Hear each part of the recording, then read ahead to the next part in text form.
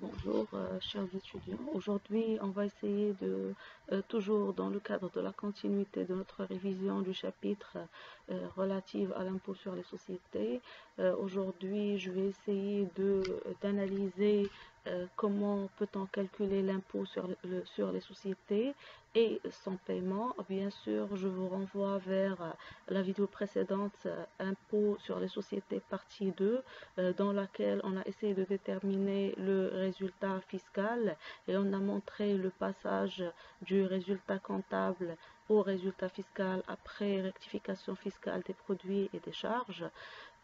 L'objectif de cette vidéo aujourd'hui étant de montrer comment calculer l'impôt sur les sociétés, bien sûr en faisant référence au barème actuellement applicable à partir de 2019. Le paiement, le calcul des acomptes provisionnels à verser à l'administration fiscale, le paiement de l'IS et sa comptabilisation. Donc, afin de déterminer l'impôt dû à payer à l'administration fiscale, l'on passe par trois principales étapes. La première étape étant le calcul de l'IS théorique en appliquant le taux proportionnel admis par l'administration fiscale. La deuxième étape étant le calcul de la cotisation minimale. On va essayer de voir qu'est-ce que la cotisation minimale. Et la troisième étape étant le calcul de l'impôt dû en comparant entre l'IS théorique et la cotisation minimale. Donc, pour calculer l'IS théorique, qui est la première étape, on prend le résultat fiscal qu'on a déjà déterminé, on le multiplie par le taux correspondant, moins la somme à déduire. Donc, je vais vous montrer dans la prochaine slide, les différents taux applicables en fonction du bénéfice réalisé, du résultat fiscal réalisé, qui est actuellement en vigueur depuis 2019. Donc, la deuxième étape étant le calcul de la cotisation minimale. La question qui se pose, qu'est-ce que la cotisation minimale? La cotisation minimale est un minimum d'imposition que les contribuables soumis à l'IS sont tenus de verser même en l'absence de bénéfices. Donc, c'est un minimum que toute entreprise soumise à l'IS doit payer à l'administration fiscale même s'il ne réalise pas de bénéfices. Là, je vais vous montrer comment on calcule cette cotisation minimale. On va tout d'abord déterminer la base de la cotisation minimale et on va la multiplier par le taux. Donc, l'administration fiscale, elle propose différents taux. On va essayer de les voir par après. Parmi les taux, vous avez le taux de 0,75%. Donc, comment calculer notre base d'imposition? La base du calcul de la cotisation minimale est le minimum à payer à l'administration fiscale, quel que soit le résultat réalisé par l'entreprise, même en l'absence de bénéfices. Il est constitué par le montant hors taxe des produits suivants. Donc, vous avez le chiffre d'affaires hors taxe réalisé par l'entreprise, l'ensemble des produits accessoires toujours hors taxe, tous les produits financiers que l'entreprise avait réalisés au cours de l'exercice fiscal, bien sûr hors produits des titres de participation, et vous avez également les subventions et les dons reçus. Si on va additionner l'ensemble de ces quatre éléments, chiffre d'affaires, produits accessoires, produits financiers hors produits des titres de participation, subventions et dons reçus, on va trouver notre base qu'on va essayer de multiplier par le taux applicable pour trouver notre cotisation minimale. Donc vient la troisième étape qui est la détermination de notre impôt dû. Donc qu'est-ce qu'on fait? On essaie normalement de comparer entre l'IS théorique qu'on a calculé dans la première phase et la cotisation minimale et bien sûr on paie à l'administration fiscale le montant le plus élevé. Bien sûr, il faut savoir une chose, c'est que le fisc impose que l'IS dû ne peut être inférieur à 3000 dirhams. Donc en premier cas, comme je viens de le dire, qu'est-ce qu'on fait? On compare entre l'IS théorique et la cotisation minimale. Si la cotisation minimale est supérieure à l'IS théorique calculé, le montant qu'on va verser à l'administration fiscale, c'est le montant le plus élevé, comme je viens de le dire, étant la cotisation minimale. Vous avez le deuxième cas, si la cotisation minimale est inférieure à l'IS calculé, le montant dû à payer à l'administration fiscale étant l'IS calculé, et si le troisième cas, les deux montants sont égaux, le montant de l'impôt dû est égal à la cotisation minimale qui est égale à l'IS calculé. Donc l'essentiel étant de payer à l'administration fiscale le montant le plus élevé. On compare, en résumé, je compare entre l'IS théorique et la cotisation minimale et je verse à l'administration fiscale le montant le plus élevé. Mais en faisant attention à une chose, ce montant-là ne peut pas être inférieur à 3 000. Par exemple, au niveau d'un exercice comptable, on a calculé notre IS théorique, on a trouvé une somme de 2000 dirhams, la cotisation minimale égale à 2500. La comparaison entre les deux, c'est que la cotisation minimale est supérieure à l'IS calculé, donc l'impôt à verser à l'administration fiscale, c'est la cotisation minimale de 2500 dirhams, mais on ne respecte pas le minimum imposé par l'administration fiscale étant de 3000. Donc le minimum qu'on va verser à l'administration fiscale, c'est 3000 dirhams. Donc vous avez devant vous la grille actuelle de l'IS progressif selon la nouvelle loi 2019 qui a institué des taux d'IS proportionnels selon le montant des bénéfices nets fiscaux que l'entreprise a réalisé au cours de l'exercice fiscal. Donc, vous avez trois taux en vigueur. Vous avez le taux de 10%, le taux de 17,5% et le taux de 31%. Comment on choisit l'un de ces trois taux? Le choix de ces taux-là, il se fait en fonction du bénéfice fiscal réalisé par l'entreprise.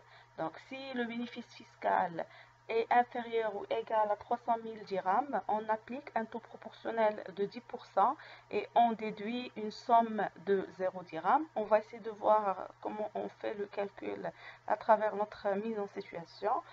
Pour un bénéfice fiscal entre 300 000 dirhams et 1 million de dirhams, le taux applicable étant de 17,5% et la somme à déduire étant de 22 500.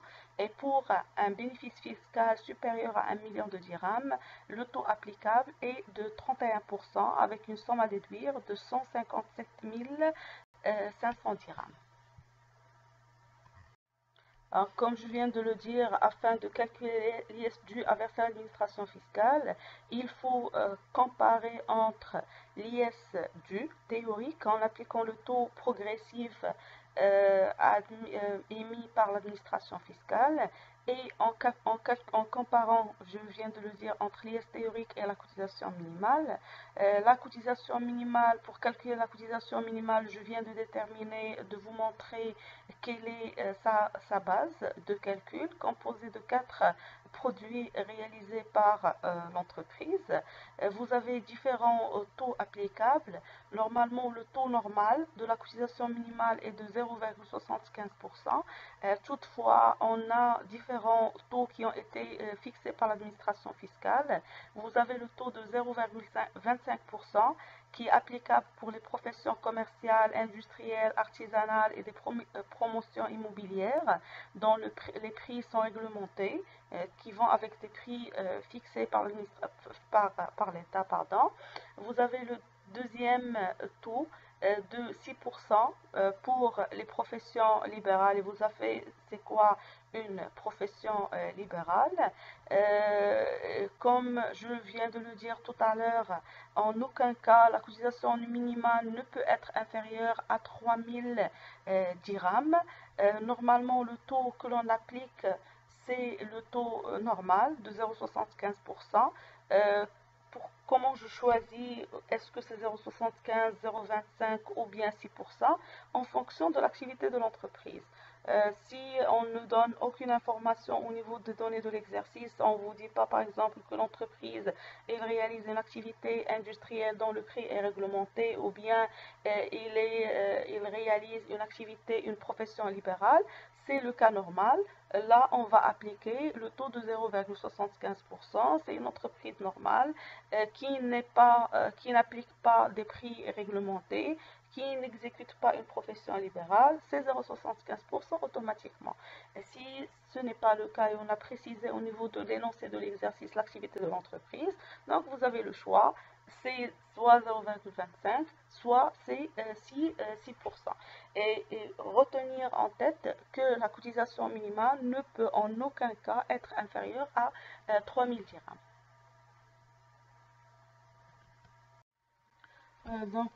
Suite à l'exercice que je viens de lancer au niveau de la vidéo 2, je vais essayer de revenir vers l'exercice afin de calculer mon IS théorique, calculer ma cotisation minimale, comparer entre les deux afin de déterminer le montant de l'IS dû. Donc, je vais essayer de mettre quelques rappels de l'exercice et de résultats obtenus à partir de la vidéo numéro 2, mais en même temps je vais essayer de voir comment insérer en bas de la vidéo le document Word de l'exercice et de s'en corriger afin de revenir vers l'exercice à tout moment.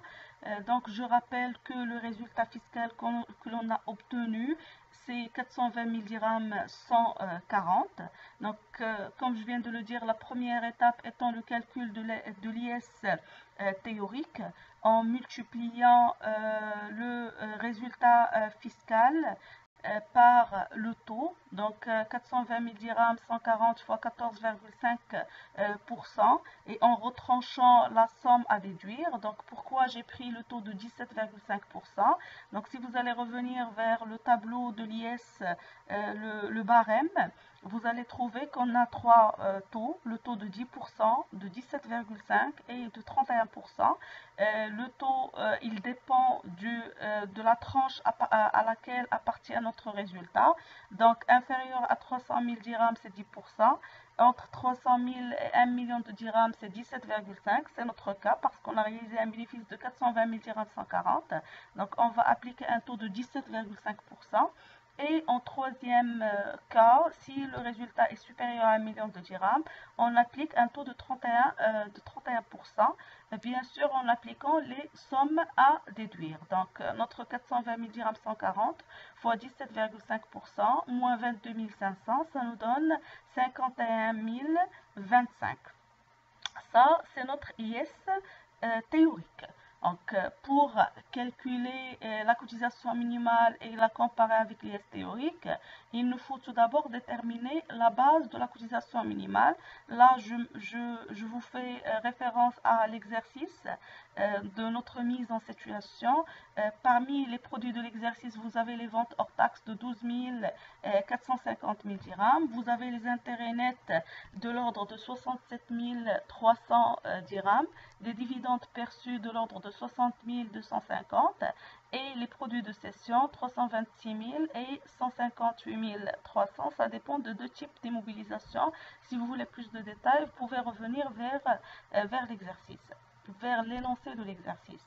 Donc, pour calculer la cotisation minimale, comme je viens de le dire, il faut tout d'abord déterminer la base. Pour déterminer la base de la cotisation minimale, on en a déjà parlé, on prend quatre éléments qui sont le chiffre d'affaires. On a devant nous, c'est les ventes de l'exercice, 12 450 000 dirhams. On prend l'ensemble des produits accessoires hors taxes. Au niveau de notre exercice, il n'y a pas de produits accessoires. On prend tous les produits financiers à l'exception des produits des titres de participation. Il est à rappeler que les produits financiers, selon la loi fiscale, ils doivent être pris à leur montant brut. Vous avez au niveau des produits financiers les intérêts nets de 67 300. Vous avez les dividendes perçus 60 250. pour calculer la cotisation minimale, comme je viens de le dire, on va prendre que les produits financiers hors les produits des titres de participation. Si vous allez remarquer ici, on a les intérêts nets qui sont des produits financiers, et on a les dividendes perçus qui sont aussi des produits financiers, mais les dividendes, ce sont des produits des titres de participation qu'on ne va pas prendre en considération. Donc on va prendre juste les intérêts non pas nets mais bruts, en essayant de retrancher le montant de la retenue à la source qui est au taux de 20%. On n'a pas de subventions et dons reçus, on n'a que des produits accessoires, des produits non courants, le produit de cession, qui n'entrent pas dans le cadre de la base. Donc dans notre base de la cotisation minimale, on va prendre 12 450 000 dirhams, plus les intérêts non pas nets mais bruts. Donc je vais prendre 67 000 dirhams 300 et je vais la diviser par 0,8. Menine 0,8, c'est en essayant de convertir le montant, l'intérêt net, en intérêt brut, en divisant le montant de l'intérêt net par 1 moins le taux de la taxe sur la retenue à la source, l'IA 20%, donc 67 300 sur 1 moins 0,2, ça vous donne 0,8. Là, on trouve notre intérêt brut. Bien sûr, j'ai pas de produits accessoires. Je n'ai pas de subvention et de dons, donc je vais me limiter juste aux produits, le chiffre d'affaires, les ventes, plus les intérêts bruts, et je vais multiplier par, je vais multiplier par 0,75% pour obtenir un montant de 94 006. Donc, comme je viens de le dire, pour calculer notre IS montant l'impôt dû, qu'est-ce qu'on fait? On compare entre l'IS théorique, qui est de 51 025, et le montant de la cotisation minimale qui est de 94 006. Et je prends le montant le plus élevé. Là, vous remarquez que la cotisation minimale est supérieure à l'IS calculé. Donc, on va prendre l'IS dû, c'est la cotisation minimale. Donc, s'il vous plaît, n'oubliez pas que pour calculer notre IS APL administration fiscale, il faut déduire la retenue à la source que l'on a déjà calculée sur l'intérêt brut. C'est 67 300 divisé par 0,8 fois 20%, ça nous donne un montant de 16 825. Donc, le montant de l'impôt dû à payer à l'administration fiscale, c'est 77 181 dirhams. Après avoir déterminé notre IS dû et comparaison avec la cotisation minimale, on va essayer de passer au point suivant qui est le paiement, la régularisation et la comptabilisation de l'IS. Je commence tout d'abord par la détermination de la notion des acomptes provisionnels. Qu'est-ce qu'un acompte provisionnel? Normalement, au cours de l'exercice comptable, l'impôt sur les sociétés donne lieu au versement de la société de 4 acomptes provisionnels. Ce sont des avances que l'entreprise effectue avant même le calcul de l'impôt sur les sociétés de l'exercice en cours, et elle les verse à l'administration fiscale vers la fin de chaque trimestre.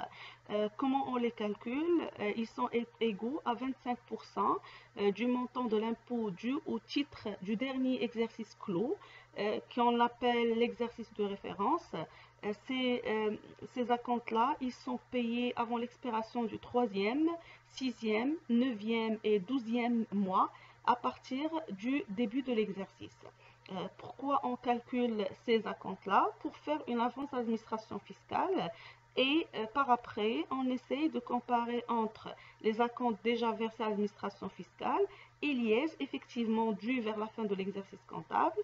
Si normalement les acomptes provisionnels ils sont supérieurs à l'IS dû au cours de l'exercice comptable, c'est l'entreprise qui doit de l'argent à l'administration fiscale, et il va essayer de l'imputer sur les acomptes de l'exercice suivant.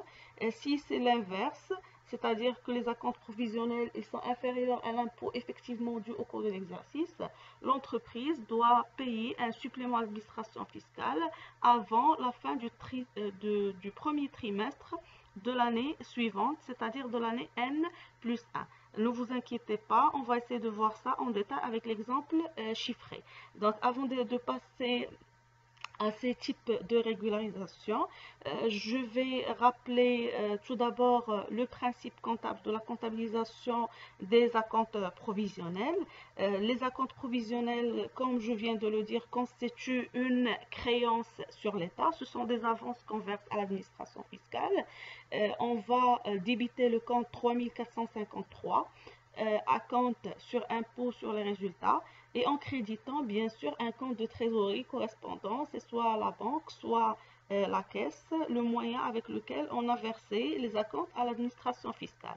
Donc à la fin de chaque trimestre, 33, le 30 mars N, le 30 juin N, le 30 septembre N et le 31-12 N, toujours on débite le compte 3453 en créditant un compte de trésorerie correspondant soit à la banque soit à la caisse avec le montant de la compte. Comment je calcule cet acompte-là? Je vais prendre l'IS de l'exercice précédent de N-1, donc qui s'appelle l'exercice de référence, et je vais le diviser par 4 ou bien le multiplier par 25. 25, 4 fois, c'est 100%. Donc je vais le diviser par 4 et je vais obtenir l'acompte du premier trimestre, deuxième, du troisième et du quatrième que l'entreprise va verser à l'administration fiscale comme avance en attendant la clôture de l'exercice comptable afin de déterminer le résultat et de calculer l'IS, et par après elle va comparer entre l'IS dû effectivement vers la fin de l'année et les acomptes qu'il a déjà versés à l'administration fiscale, et il va procéder aux régularisations. Pour assurer la régularisation, comme je viens de le dire, on compare entre les 4 acomptes versés à l'administration fiscale et l'IS dû. Donc, on a deux cas de figure. Si l'ensemble des acomptes versés ils sont inférieurs à l'IS dû, par exemple, on a avancé 100 000 et vers la fin de l'exercice, on a calculé un IS dû de 120 000 dirhams. Donc, il faut payer un excédent de 20 000 dirhams, 120 000 moins 100 000 dirhams qui a été déjà avancé, qui constitue une dette envers l'État. On appelle ça en fiscalité le reliquat. Ce reliquat-là, il est à verser à l'État avant le 1/4 de l'exercice suivant. Le deuxième cas de figure, lorsque les acomptes déjà versés ils sont supérieurs à l'IS dû. L'entreprise a assuré une avance largement supérieure à l'IS dû vers la fin de l'exercice. Donc, ceci constitue ce qu'on appelle des excédents des acomptes et qui constitue une créance sur l'État qu'on va essayer d'imputer sur les acomptes de l'exercice suivant. Le reliquat éventuel est restitué à la société. C'est-à-dire, par exemple, j'ai avancé des acomptes de 120 000 dirhams, alors que l'IS dû est de 100 000 dirhams.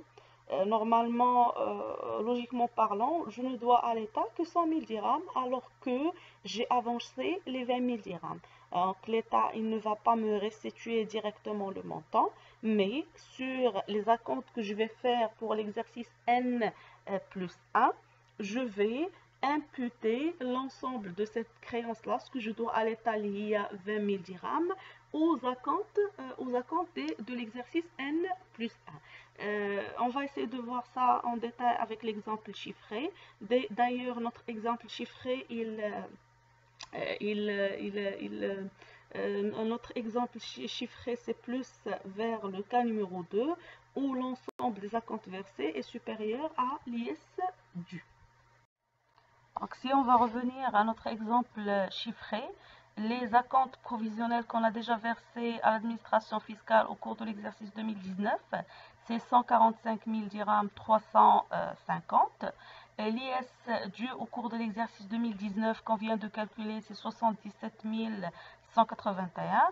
La comparaison entre les deux fait ressortir la conclusion suivante, c'est que le total, l'ensemble des acomptes qu'on a versés à l'administration fiscale, ils sont supérieurs à l'IS effectivement dû à l'entreprise au cours de l'exercice 2019. Donc les 145 350 sont supérieurs aux 77 181. Donc qu'est-ce qu'on va faire? On doit une créance sur l'État de 145 350 moins 77 181 de l'ordre de 68 169. On la doit à l'administration fiscale. Comment on va récupérer ce montant-là? L'administration fiscale ne va pas nous verser la somme en espèces, mais on peut les imputer sur l'ensemble des acomptes qu'on va verser au cours de l'exercice 2020. Donc le montant de l'impôt versé sous forme d'acompte dépasse celui de l'impôt effectivement dû par la société. L'excédent d'impôt payé sera imputé sur les acomptes provisionnels à acquitter au cours de l'exercice 2020. Comme je viens de le dire, chaque exercice comptable, on fait des avances, ce qu'on appelle des acomptes provisionnels, qui sont calculés sur la base de l'impôt dû au cours de l'exercice précédent appelé exercice de référence, et on attend jusqu'à la fin de l'exercice pour déterminer effectivement l'impôt dû. On compare entre les deux et soit on a une créance vis-à-vis de l'État, soit on a un reliquat à payer à l'administration fiscale. Donc, au niveau de notre exemple, on a une créance sur l'État parce qu'on a avancé des sommes supérieures à l'impôt dû au cours de l'exercice 2019 de 68 169. Ce reliquat-là, il va être imputé sur les acomptes provisionnels acquittés au cours de l'exercice 2020. Donc, la question qui se pose, comment je vais calculer les acomptes provisionnels de 2020? Donc, je vais prendre l'impôt dû de 2019 que je vais diviser par 4 ou bien multiplier par 25. Je vais avoir le montant des acomptes de chaque trimestre au cours de l'exercice 2020. Donc, j'ai pris 94 006 qui est la cotisation minimale. Si vous allez revenir un petit peu en arrière, c'est la cotisation minimale qu'on a calculée et qui est égale à l'impôt dû de 2019.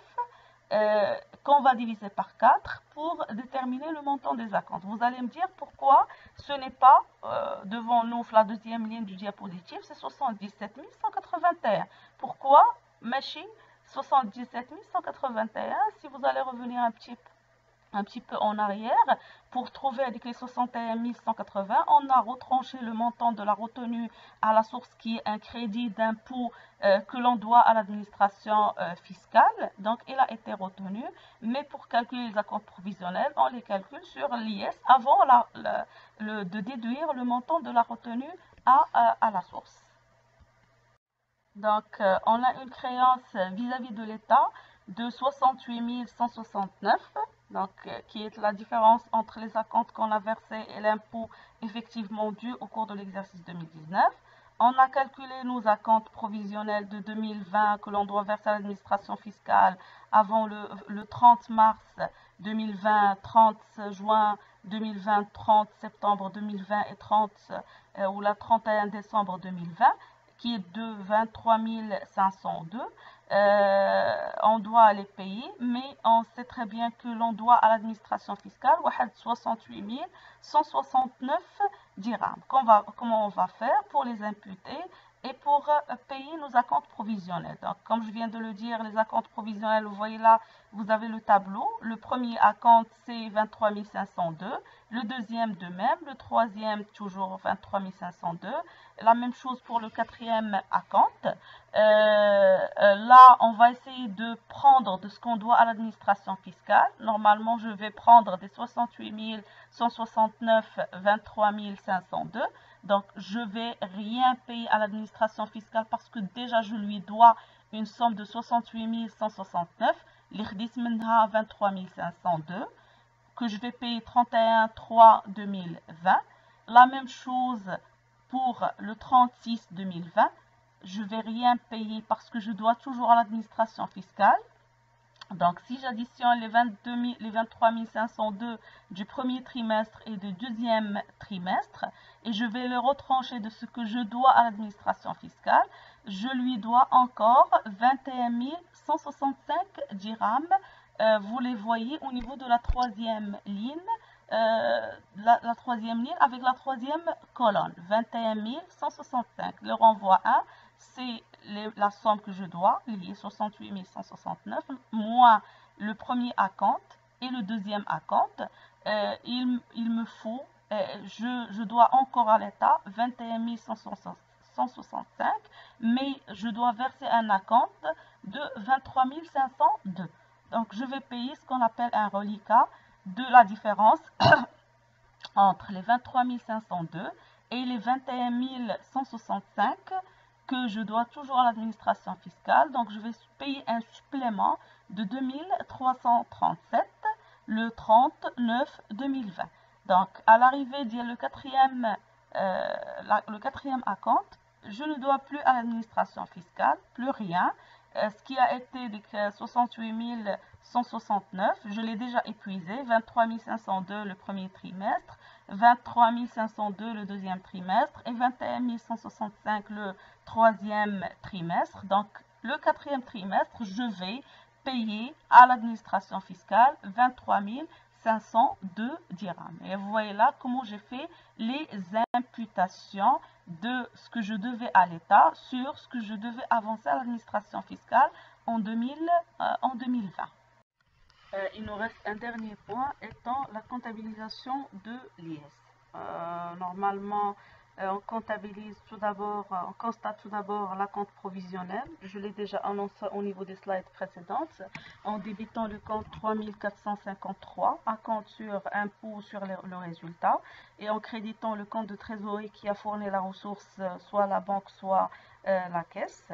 On constate l'IS dû qui constitue une dette envers l'État. La constatation de l'IS dû se fait par le débit du compte 6701, impôt sur les bénéfices, et par le crédit du compte 4453, État, impôt sur le résultat. La troisième écriture, c'est l'écriture du règlement de l'IS. Et là, comme je viens de le dire, vous avez soit deux cas de figure. Soit le premier cas où les acomptes versés ils sont inférieurs à l'IS dû, et là on doit verser normalement un supplément à l'administration fiscale, le reliquat avant le 31.3N plus 1. Donc qu'est-ce qu'on fait pour la comptabilisation? Tout d'abord on solde les acomptes déjà payés en débitant le compte 4453 État impôt sur le résultat et on crédite le compte 3453 relatif aux acomptes sur impôt sur les sociétés sur le résultat qui a été déjà débité au versement de chaque acompte. Et on règle le reliquat, la différence entre la somme des acomptes versés et l'IS effectivement dû. On a des acomptes par exemple de 100 000 et un IS dû de 120 000 dirhams, donc 20 000 dirhams de reliquat, en débitant le compte 4453 État impôt sur le résultat et en créditant un compte de trésorerie. Le deuxième cas de figure, lorsque les acomptes versés ils sont supérieurs à l'IS dû, donc là la société a le droit de déduire, comme je viens de le dire, l'excédent versé des 4 acomptes dus au cours de l'exercice N plus 1 et on solde normalement les acomptes déjà payés par le débit du compte 4453 et le crédit du compte 3453. Donc là, ma prestation prend fin.